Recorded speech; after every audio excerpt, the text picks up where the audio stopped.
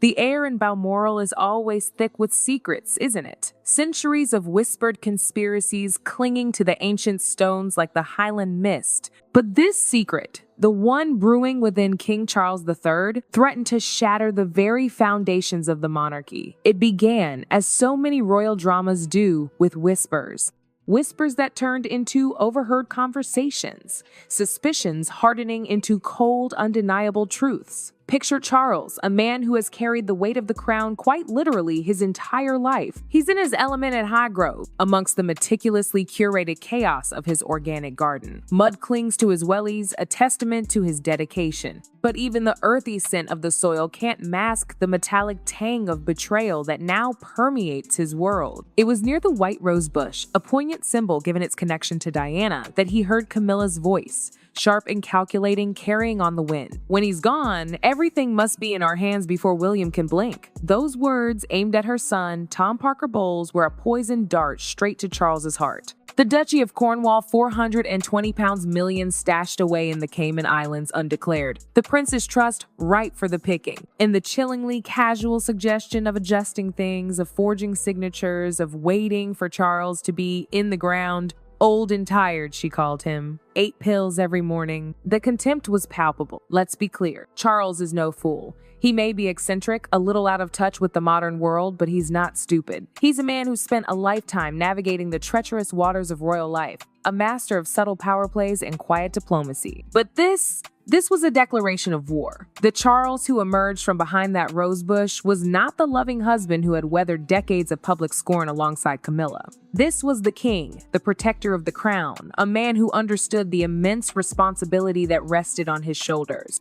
A chilling transformation fueled by the most primal of royal motivations, self-preservation. That night, Highgrove was shrouded in darkness, save for a sliver of light escaping the library. Sir Howard, the royal solicitor, summoned from London with urgent haste, his face ashen, his overcoat dripping. Charles, behind his imposing oak desk, the lamplight casting long, ominous shadows. The Queen Mother's portrait looming in the background, a silent witness to the unfolding drama. "I want a new will," Charles stated, his voice flat, devoid of emotion. "Top secret. Only 3 people to know. Sir Howard himself and Mrs. Mary, the late Queen's trusted secretary. Paper and ink only. No digital footprint. A complete and utter dismantling of Camilla's ambitions." The will was a brutal masterpiece of strategic disinheritance.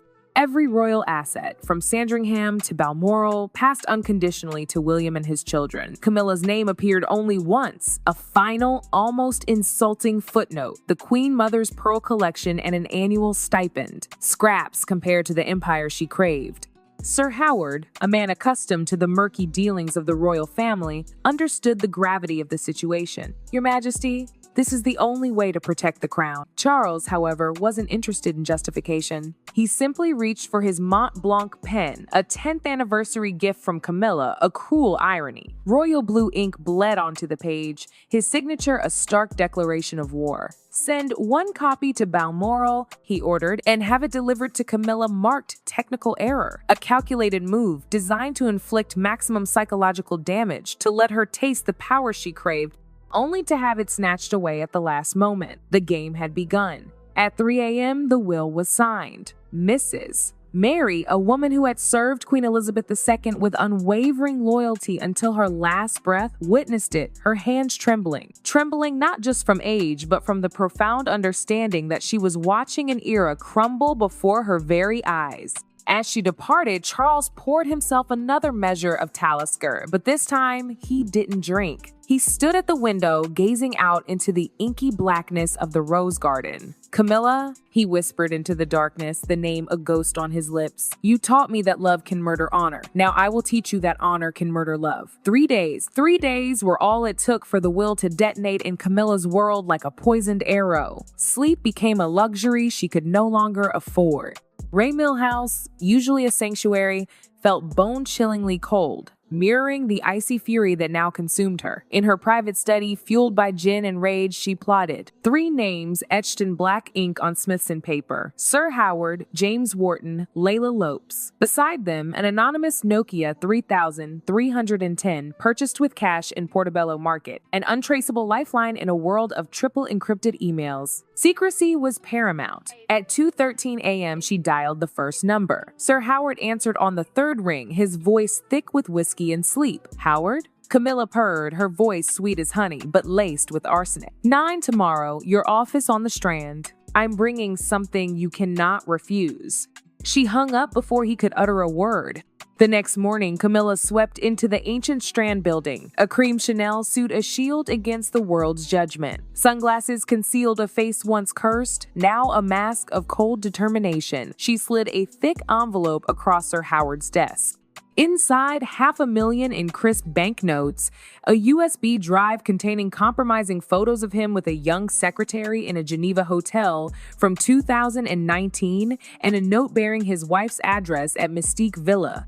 "Alter the will," she commanded, her voice low, ensuring the secretary outside remained blissfully unaware. Add one line, "Queen Consort Camilla shall be co-heir to the Duchy of Cornwall." Sir Howard swallowed hard, the weight of his past sins pressing down on him. "Madam, the will is sealed by royal order." Camilla's smile was a scalpel. "Royal orders are written by men. I know you helped a certain minister hide $8 million in Switzerland back in '96. Don't make me remind you." Sir Howard's face drained of color. He nodded, defeated.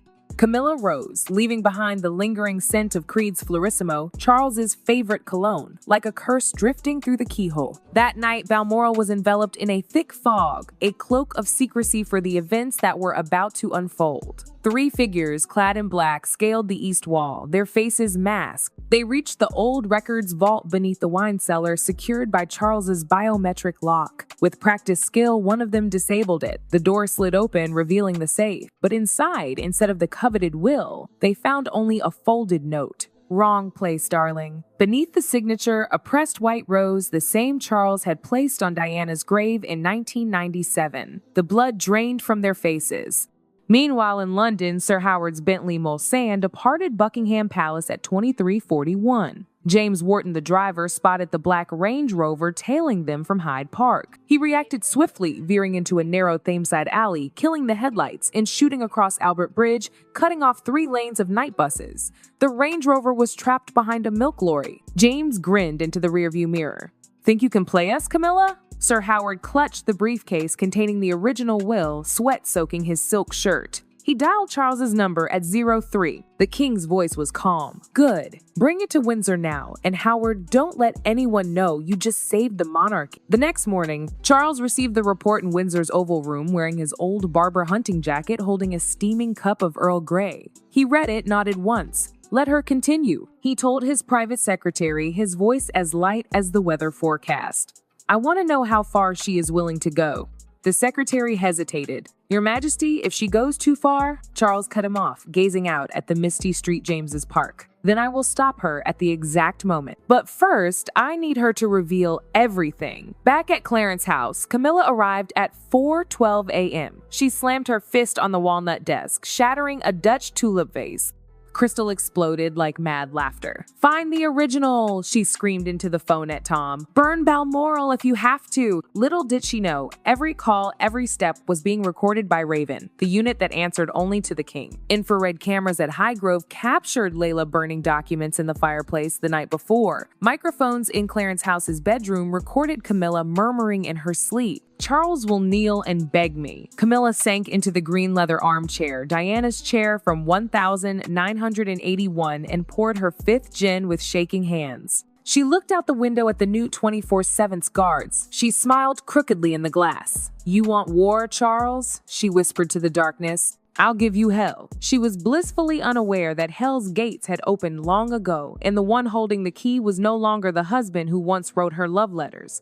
London was drowning in an icy drizzle that seemed to shrink the whole city. But inside Buckingham Palace's green drawing room, the air burned hotter than the roaring Windsor hearth. Charles sat at the head of the long walnut table in a charcoal huntsman suit. No tie, top button undone, revealing the scar from his 1976 polo fall. Before him sat 6 of the most powerful figures in the royal council. No phones, no notes. Charles placed a thick black folder in the center. Gold lion crest. No words. He didn't waste breath. He simply pushed the folder toward the prime minister.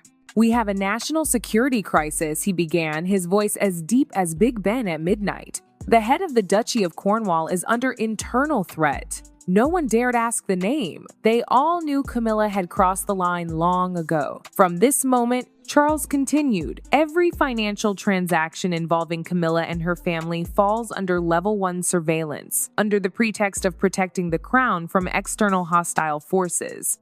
"This is an order," he added. "The king's orders requiring no explanation." The meeting ended in exactly 27 minutes. Not another word. When the green room doors closed, Charles stood alone at the window overlooking the foggy St. James's Park. He drew a Cuban cigar from his pocket, lit it with the silver lighter engraved with Camilla's initials, a gift from 2005. He inhaled deeply, exhaled into the cold. At the very same moment at Clarence House, Camilla received an email from Coutts and Company. Subject: temporary account freeze. Tax review. She opened it, her hand shaking so violently that the Royal Doulton teacup crashed onto the Persian carpet. Every private account, every charitable trust, every Liechtenstein account frozen. Reason: request from the Royal Audit Office. She called Tom. No answer. Called Layla. Voicemail. She ran into the corridor, screaming for her private secretary. Silent. Only two new black-suited guards stood like statues at the front door. At Windsor, Charles signed another order. He sent the authenticated will to William by special royal courier, the kind used only for state secrets. William received it at 1947 inches Amber Hall study. Red wax seal,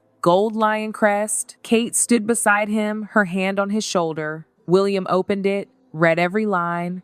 At the final clause, he sank to his knees, trembling hands spilling red wine across the ancient carpet. Kate knelt too, holding him. "Father chose us," William whispered, his voice breaking. "Not her." At Clarence House, Camilla finally reached Tom. Her son's voice cracked with panic. "Mom, all my Cayman accounts are frozen. They say orders from Buckingham." Camilla collapsed into a chair. She understood instantly. Charles was no longer the husband who knelt begging forgiveness in 2005. He was the king, and the king was closing the noose. She called Sir Howard. No answer. Called her private lawyer. Number disconnected. She rushed to the safe. Every crucial document gone. Only a small note. Wrong place again. See? Camilla crumpled to the floor. For the first time in over 50 years, she felt small. No longer the woman who had manipulated an entire dynasty, just an old woman abandoned by her husband. At Windsor, Charles stood before the fireplace holding Camilla's handwritten letter from 1971. "No matter what, I will always be by your side." He stared at it for a long while, then let it fall into the flames. Outside, London still reigned, but inside Buckingham Palace, a new era had begun. An era where love was no longer a weapon. Only power remained, and power had chosen its true heir. Night fell. Highgrove lay moonless, only the old library window glowing. The room that had once been Charles and Camilla's secret bedroom in the 1970s. Camilla entered in a camel hair coat, dragging a small crocodile leather suitcase across the oak floor. Inside the case, every remaining weapon. Charles's 1971 love letters in blue ink, shady transaction receipts from his prince days, photos of him with old mistresses in Scotland, and a thick dossier proving £28 million diverted to a fake Jersey trust in 1994. Enough to destroy him if splashed across the Sun's front page. She had texted Charles on an encrypted burner. Highgrove 22 alone, or tomorrow the world learns how Charles III bought his mistress's silence with taxpayers' money. Charles arrived on time. No escort, no guards, face calm as if strolling to shoot pheasant. He closed the door, turned the key. The lock clicked like a coffin lid. Camilla set the suitcase on the oak table, snapped it open. "Sit, Charles," she said, voice raw from sleeplessness and gin. "We negotiate." Charles did not sit. He stood, hands in pockets, eyes locked on hers. "What do you want?" "Everything," Camilla replied, shoving the dossier across. "Destroy the new will. Put me on the duchy board, £200 million cash within 48 hours. Or these go to the BBC before dawn." Charles flipped through a few pages. He knew she was trying to twist past actions into embezzlement and corruption. He set the folder down unmoved. "Finished? You think anyone will believe these forgeries?" Camilla sneered. You think I'm bluffing? The library door burst open. Sir Howard entered, followed by two black-clad Royal Protection officers and Jane, the finance secretary Camilla had forced to sign false documents in 2018. Jane placed a thicker red folder on the table. "Madam," Jane said, voice trembling but clear, "this is the document you forced me to sign on the 17th of March, 2018. You threatened that if I refused, my son would lose his Eton scholarship by morning and my husband his job at the Bank of England by noon." Camilla went white. Never enough," Charles said softly, as if offering afternoon tea. "It's too late." He nodded. The officers stepped forward. One produced handcuffs. Camilla backed against the oak bookshelf. "Charles," she whispered, voice finally breaking, "after more than 50 years you would do this to me?" Charles stepped close, one pace away. He looked straight into her eyes, steel blue, now Arctic ice. "You taught me that love can murder honor," he said, voice low as a death sentence. "Now I teach you that honor can murder love." He turned to the officers. "Take her to Clarence House. 24/7 scarred, no phone, no visitors, no leaving the premises." Camilla was led away. She did not struggle, only turned for one last look at Charles, eyes wet but tearless. "You will destroy me," she whispered. "No," Charles replied, infinite sadness in his voice. "You destroyed yourself long ago." The door closed. Charles stood alone in the library, holding Camilla's last letter from 2005. "Even if the world collapses, I will still choose you." He gazed at it a long time, then let it fall into the fireplace. Flames leapt, devouring 50 years of love and betrayal. Outside, Highgrove was silent. Only the wind through the rose garden, moaning like a dying era. The next morning, beneath Buckingham Palace in the Privy Council chamber, the room that tried Guy Fawkes in 1605 and buried the crown's darkest secret. No Swarovski chandeliers, no crimson velvet, only 11 black candles on a 3-century-old oak table, flickering light on 11 men's faces, and one woman. Camilla sat at the far end in head-to-toe black mourning, no jewelry, hair pinned tight like a prisoner awaiting execution. Charles did not take the chair of judgment. He stood at the head, hands braced on the wood, black suit, black tie, no royal cipher, only the gold signet ring Camilla gave him in 1972 when they were secret lovers. Before him, 11 red folders, each exactly 142 pages, stamped ultra-secret, crown only. No notes, no one leaves until the last candle dies. He gave no opening speech, only a cold nod. Sir Howard rose, voice flat as a street paws prayer under Luftwaffe bombs. On the 4th of November 2025, Mrs. Camilla transferred 2.8 pounds million from the Prince's Trust to personal account 8871 LC Liechtenstein using the forged signature of Mr. Frederick Parker Bowles. On the 12th of October, appointed Mr. Frederick Parker Bowles financial advisor to the Duchy of Cornwall without the king's consent, each line a hammer blow. Camilla tried to lift her head, but the candlelight showed only the shadow of the woman who once held the dynasty in her palm. Her eyes were bloodshot, not from tears, but 3 sleepless nights and 6 gins a day. Jane, the finance secretary Camilla had terrorized in 2018, stood next, voice shaking yet unbroken, like someone escaped from hell. "I was summoned to Clarence House at 2 a.m. Mrs. Camilla handed me documents and said, 'Sign or your son loses Eton tomorrow morning and your husband his Bank of England job by noon.' I signed. Here is the original." She placed a small black USB on the table, CR etched in white ink. "This contains the recording of the call on 27th October 2356. Mrs. Camilla told Mr. Tom Parker Bowles, 'If Charles doesn't yield, we'll finish him the way Diana was finished. I have people inside Raven.'" The chamber froze. Camilla looked around for one familiar face, one glimmer of mercy. None. Even the Archbishop of Canterbury, who had married them in 2005, bowed his head, clutching his silver cross, muttering ancient Latin prayers. Charles stepped to her side. He placed a hand on her shoulder, the last touch after more than 50 years of love, betrayal, and power. "Camilla," he said, soft enough for only her ears, "you chose this path the day you first stepped into my life, the day you sent that first letter in 1965, the day you laughed with me in Ray Millhouse Garden in 1970, the day you forced me to choose between you and Diana in 1981. You chose. Now you pay."